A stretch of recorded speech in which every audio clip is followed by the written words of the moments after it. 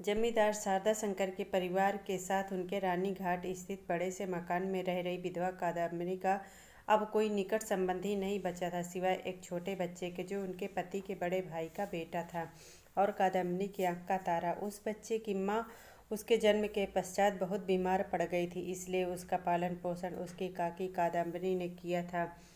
कादम्बिनी ने अपने कुंठित वैधव्य का सारा प्यार इस बच्चे पर अर्पित कर दिया था। सावन की एक रात कादम्बिनी की अकस्मात मृत्यु हो गई। किसी अज्ञात कारणवश उसकी हृदय गति रुक गई। हर जगह हर समय अपनी गति से चलता रहा, परंतु इस एक छोटे से प्यार से परिपूर्ण हृदय में उसकी घड़ी की सुई चलनी बंद हो गई। इस मामले को पुलिस की निगाह से दूर व चुपचाप रखने के लिए जमींदार के घर के 4 ब्राह्मण कर्मचारियों ने उसके शव को जलाने के लिए भेज दिया। ये 4 लोग शव को झोपड़ी के अंदर रखकर चिता के लिए लकड़ियां लेने के इंतजार में बैठे रहे। लंबी प्रतीक्षा के बाद ये व्याकुल होने लगे। उनमें से 2 व्यक्ति निताई व गुरशरण, बाकी दोनों व्यक्ति विधु व बनमाली को शव की देखरेख में छोड़कर बाहर ये देखने गए कि लकड़ी आने में इतना विलंब क्यों है। झोपड़ी में 2 लोग चुपचाप बैठे थे। उनमें से एक के पास चादर में लिपटी हुई माचिस व मोमबत्ती थी, लेकिन वे इस ठंडी हवा में माचिस जला नहीं पा रहे थे। इनके साथ लाई हुई लालटेन का तेल भी खत्म हो गया। कुछ क्षणों की शांति के बाद उनमें से एक बोला, भाई, अगर हमारे पास थोड़ी सी तंबाकू होती तो कितना अच्छा होता, हम जल्दबाजी में सब भूल गए। दूसरा व्यक्ति बोला, मैं जाकर दौड़कर ले आता हूँ, 1 आध मिनट से ज़्यादा नहीं लगेगा। विधु उसकी बात को समझते हुए बोला, अच्छी बात है, तो मैं यहाँ खुद अकेला रुकूंगा क्या। दोनों में से चुप हो गए। तभी अचानक उनको ऐसा लगा जैसा पलंग थोड़ा सा हिला हुआ। शव ने एक तरफ करवट ली। विधु और बनमाली थर-थर कांपने लगे, भगवान को याद करने लगे। अगले ही क्षण एक लंबी सी आवाज़ सुनाई दी, जिसको सुनते ही दोनों वहां से निकलकर गांव की तरफ दौड़ने लगे। कुछ मील चलने के बाद उनको अपने साथी आते दिखाई दिए। वो दोनों उनको अपनी जगह छोड़कर भागने के लिए फटकार लगाने लगे।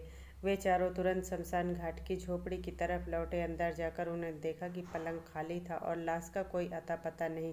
वे एक दूसरे की ओर घूरने लगे। झोपड़ी के चारों तरफ दरवाजे में मिट्टी पर कुछ ताजे छोटे पदचिन्हों के निशान दिखाई दे, जो औरत के प्रतीत होते थे। अब समस्या यह थी कि जमींदार को कैसे बताया जाए। जमींदार मूर्ख नहीं है कि भूत की बात पर विश्वास कर ले। लंबे विचार विमर्श के बाद उन्होंने सोचा कि कह देंगे कि हमने शव का अंतिम संस्कार कर दिया है।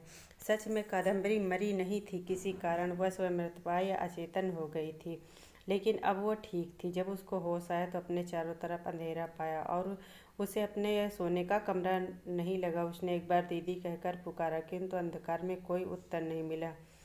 उसको अपनी छाती में उठा दर्द और श्वास का रुकना याद आया। उसकी सबसे बड़ी जेठानी कमरे के कोने में दूध गर्म कर रही थी। तभी वह खड़े होने में असमर्थता महसूस हुई तो वह पलंग पर गिर पड़ी। उसने हाँफते हुए पुकारा, दीदी, मुन्ने को मेरे पास लाओ, मुझे लगता है मैं मरने वाली हूँ।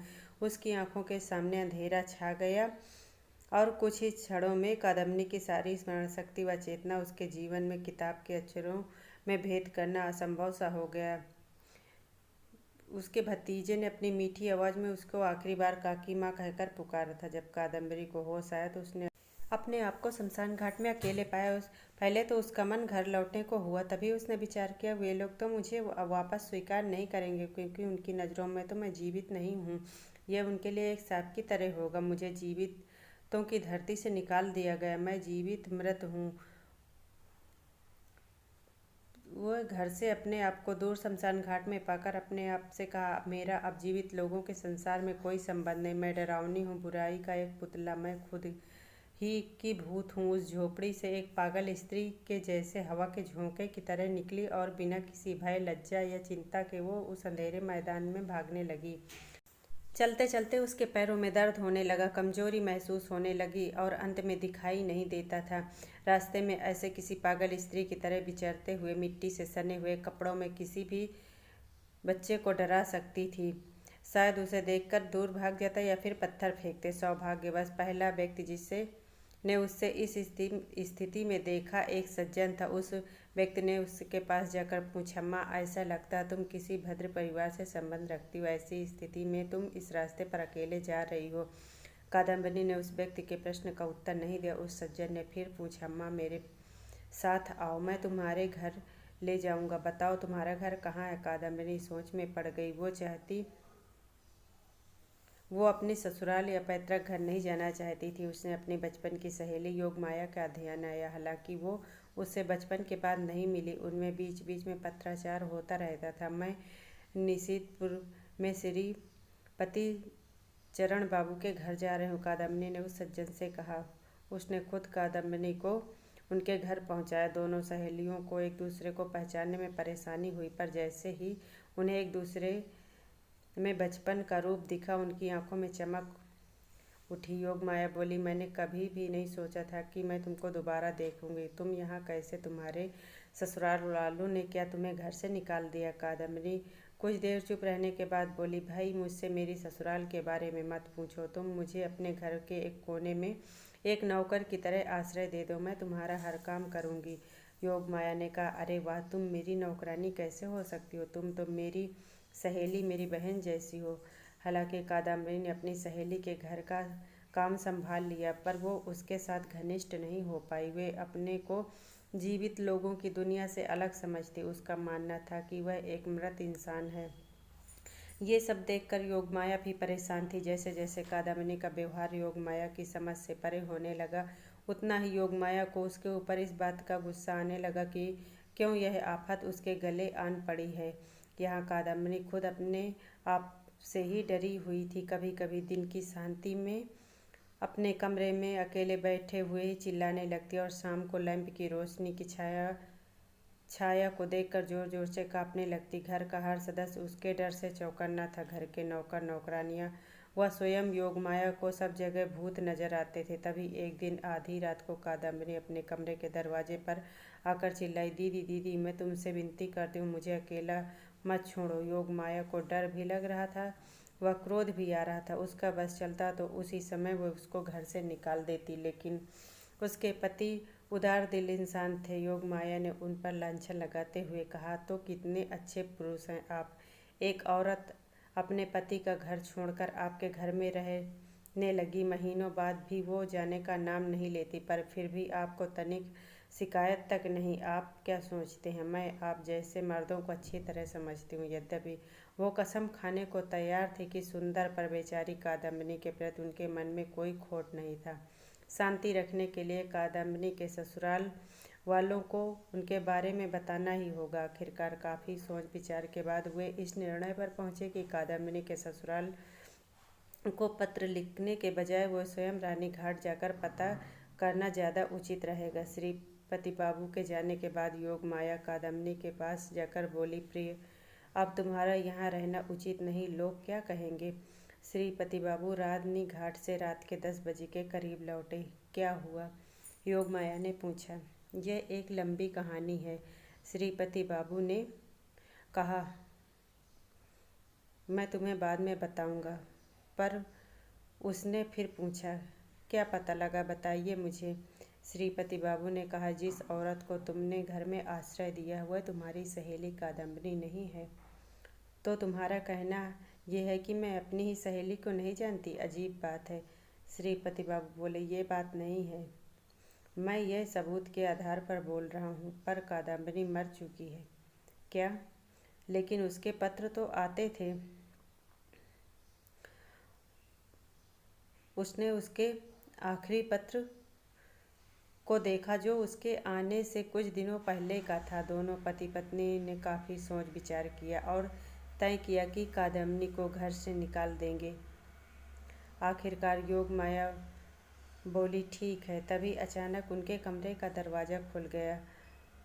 ठंडी हवा से उनके कमरे का लैंप बुझ गया। उनका कमरा ऊपर से नीचे तक बाहर अंधेरे से भर गया। तभी कादम्बरी उनके कमरे के अंदर आकर खड़ी हो गई। सुबह का करीब 2:30 बज रहा था और बाहर मूसलाधार बारिश हो रही थी। सखी, कादम्बरी बोली, मैं तुम्हारी कादम्बरी ही हूँ, पर अब मैं जीवित नहीं हूँ, मैं मृत हूँ। यह सुनकर योगमाया डर के मारे चिल्ला पड़ी। वह श्रीपति बाबू की भी जुबान बंद हो गई। पर यह बताओ कि मृत होने के अलावा मैंने तुम्हारा और कौन सा नुकसान किया है? बताओ, मैं कहाँ जाऊँ?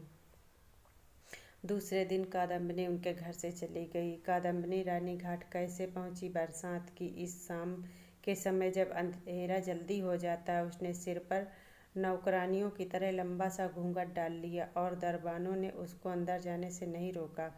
बीच में बरसात और तेज हो गई और हवा प्रचंड वेग से बह रही थी। शारदा शंकर की पत्नी, जो कि घर की मालकिन थी, उसकी विधवा जेठानी के साथ ताश खेल रही थी और बुखार से पीड़ित छोटा बच्चा सो रहा था। कादम्बिनी सबकी नज़र बचाकर शयन कक्ष में पहुंची। लैंप की रोशनी में उसने एक कमज़ोर और दुर्बल से छोटे से बच्चे को मुट्ठी बांधकर सोते देखा। बच्चे को देखकर उसकी ममता की प्यास फिर से जाग उठी। एक आखिरी बार अपने सीने से लगाना चाहती थी। तभी उस बच्चे ने करवट बदलते हुए कहा, आधी नींद में कहा, काकी माँ, मुझे थोड़ा पानी दो। उसने तुरंत उत्तर दिया, मेरे प्यारे बेटे, मेरे लाल, तुम अपनी काकी माँ को अभी तक नहीं भूले। वो घड़े से तुरंत पानी लेकर आई और उसे अपने छाती से लगाकर पानी पिलाया और बच्चे को चूमकर लिटाया तो बच्चे की नींद टूटी। वह उससे चिपक कर बोला, काकी माँ, क्या तुम मर गई थी? हाँ मेरे बेटे। तो तुम वापस कैसे आई? तुम दोबारा तो नहीं मरोगी? वह कोई उत्तर देती उससे पहले नौकरानी ने देख लिया और चिल्लाकर बेहोश हो गई। बच्चे की माँ ताश फेंक कर भागी। कादम्बिनी जड़ सी खड़ी रही। कादम्बिनी को पहली बार लगा कि वो मरी नहीं थी, वो अपने को मृत महसूस कर रही थी। दीदी, वो टूटे हुए स्वर में बोली, आप मुझसे क्यों डर रही हैं? देखिए, मैं जैसी थी वैसी ही हूँ। उसकी जेठानी चक्कर खाकर गिर पड़ी। शारदा शंकर अंदर आए और हाथ जोड़कर कहा, भाभी, ये परिवार का इकलौता बच्चा है, दिन रात काकी माँ ही पुकारता है। आप तो इस संसार से विदा ले ली है, मेरे बच्चे को मत ले जाओ। कादम्बिनी और सह न सकी और चिल्लाकर बोली, मैं मरी नहीं थी, मैं मरी नहीं थी, मैं जीवित हूँ। आपको कैसे समझाऊँ? उसने पत्थर से माथे पर मारा, चोट से खून बहने लगा। देखिए, मैं जीवित हूँ। शारदा शंकर मूर्ति की भांति खड़े थे। दोनों औरतें जमीन पर विक्षिप्त सी पड़ी थी। कादम्बिनी रोते हुए बोली, मैं मरी नहीं थी, कहते हुए कमरे से भागी और घर में एक पानी की नाद में डुबकी लगा दी। ऊपर की मंजिल से शारदा शंकर ने छपाके की आवाज़ सुनी। उस पूरी रात बरसात होती रही और सुबह देखा तो कादम्बिनी मरी हुई थी। उसने मर कर सिद्ध कर दिया कि वो मरी नहीं थी। दोस्तों, कहानी पसंद आई हो तो प्लीज़ इसे लाइक कर देना और चैनल को सब्सक्राइब ज़रूर कर लेना।